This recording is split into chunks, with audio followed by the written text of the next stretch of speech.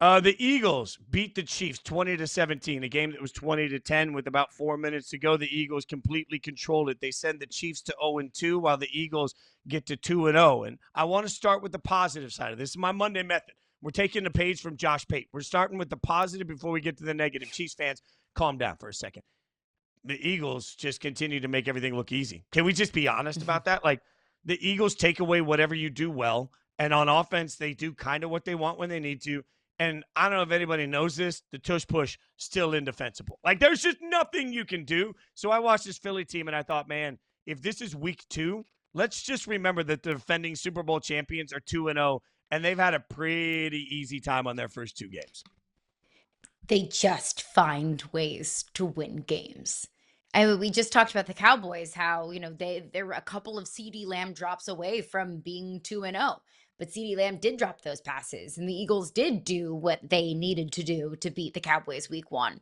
Turn around against the Kansas City Chiefs. Was it pretty? No. Was it sexy? No. Were there offensive fireworks? No. But they did what they needed to do. And there were some clips that were kind of going around social media yesterday of Chris Jones kind of taunting Jalen Hurts a little bit of like, you only put up 100 passing yards. And Jalen Hurts goes, yeah, we won the game. And that's true. Jalen Hurts, 15 of 22, 101 yards, 0 touchdowns, 0 interceptions. And they didn't need anything more from Jalen Hurts because they won the football game.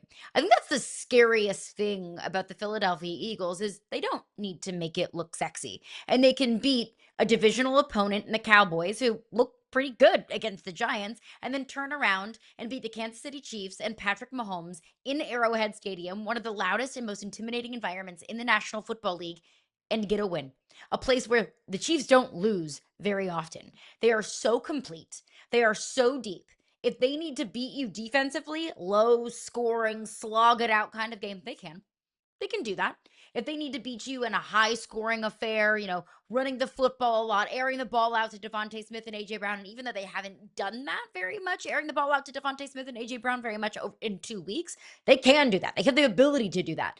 They have one of the best, if not the best, wide receiver duos in the entire National Football League. One of the best, if not the best, running backs in the entire National Football League. One of the best, if not the best, offensive lines in the National Football League. So they are so complete and so deep that it can be death by 1,000 cuts.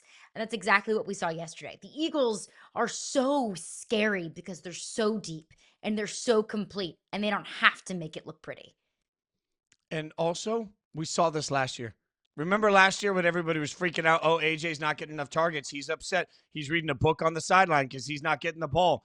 The Eagles have reminded us over and over again, like, as an offensive identity, they like to grind. They like to just wear you down. They like to go at you. They like to control time of possession. They like long drives, like all of these things. They have the weapons to use the weapons when they choose to use the weapons. The rest of the time, it feels like they are just trying to absolutely demoralize you at the line of scrimmage. And guess what?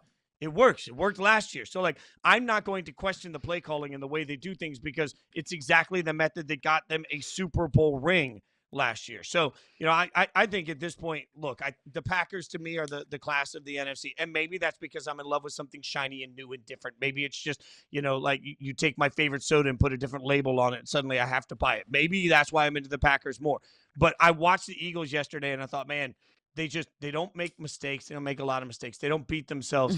They're 4 down whenever they want to be 4 down because nobody can stop the tush push, even when guys may or may not have jumped a little early. Like, these are the things that you look at and say, and they're battle tested. Like, it didn't feel like Arrowhead was a big deal. One player that last week on one of the shows I was watching said, there's no way that this won't be a huge matchup for the Chiefs because they've thought about this all year long. This is going to be it's going to feel like a Super Bowl.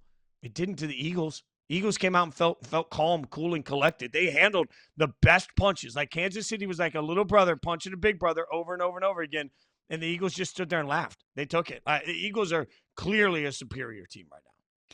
I mean, you talk about the guards jumping just a little bit too early on that tush push. There were some Chiefs fans absolutely irate on Twitter last night. And I thought, the irony of that. Chiefs fans complaining about calls from the referees. That is rich. Yeah, the next time a Chiefs fan talks to me about a false start, like I've had this argument with the Schwartz brothers over and over and over again because we're always on the line of what is a false start, like how early can a tackle move and get away with it? The Chiefs have been doing that for damn ever.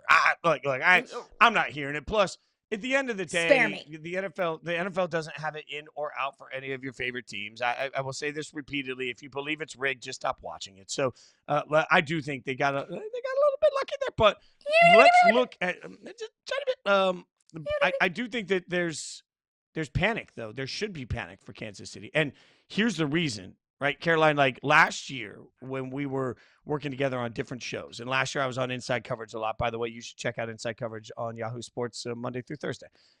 When I was working on Inside Coverage, Frank Schwab and I used to always say, stop telling me that the Eagles are lucky. Stop telling me that they shouldn't win games this way because winning one-score games is part of their identity. They did it all year last year. We talked about it repeatedly. I think they were 15-1 in one-score games. They went on a run over the last several years in one-score games.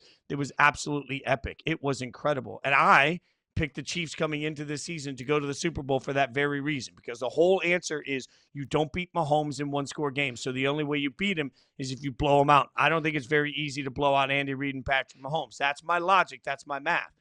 I now am, for the first time in 3 years, I'm stepping back and looking at all of that and saying, wait, something's changed. And the answer to what's changed, I don't know if it's the football gods. I don't know if it's just karma leveling out. We've now seen the Chiefs lose 2 close games. Back to back, they have lost close games. And when you lose that little magic, that little pixie dust, that little sideline belief, well, Mahomes is going to get it done. He always does. When you lose a little bit of that advantage, game in the margins, I don't know. I feel like it is time to panic for Kansas City. It feels like the Chiefs are broken. It feels like the Eagles broke the Chiefs in the Super Bowl last year.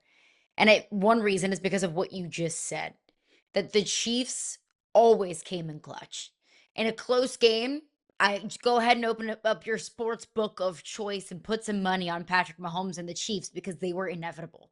Like you just said, 15-1 in one-score games last year. This year, the Chiefs are in a one-score game, right? Eagles are leading 13-10 in the fourth quarter. Chiefs are driving. Patrick Mahomes tries to hit Travis Kelce. The Patrick Mahomes-Travis Kelce connection is, I think, what gives all of us hope and optimism for this Chiefs team. There's a certain sense of inevitability in the Chiefs is because of those two men right there. Patrick Mahomes targets Travis Kelce, would have been a touchdown. Instead, Andrew Makuba intercepts it. The Eagles get the ball back. They score. Now it's 20-10, and the clock is winding down, and it feels like the Chiefs' opening to make this a game starts to close. That's what it is right there. That's what's broken about the Chiefs. It feels like so many times that connection of Patrick Mahomes to Travis Kelce, well, that would have been a touchdown. The Chiefs would have gone up 17-13, and who knows what would have happened with the rest of the game.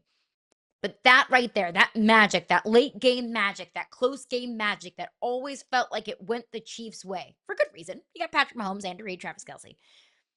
Didn't work yesterday.